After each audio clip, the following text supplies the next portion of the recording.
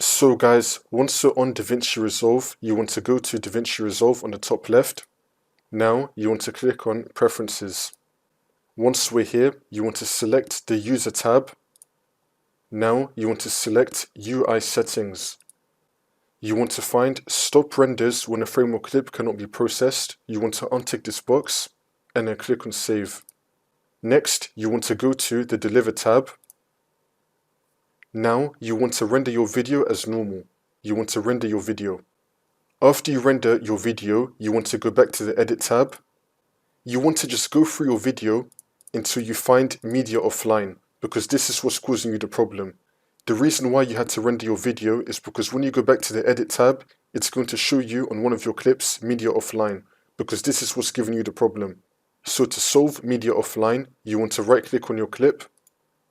If you have multiple Media Offline clips, you can just hover over them, which will then select all of them. Now you want to right click on it.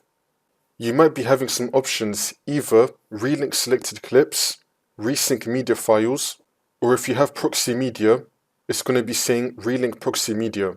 So you can try those three. And now once this comes up, you just want to find where your clip is. Once you find it, you want to double click on it and then click on select folder. And then the problem should be fixed.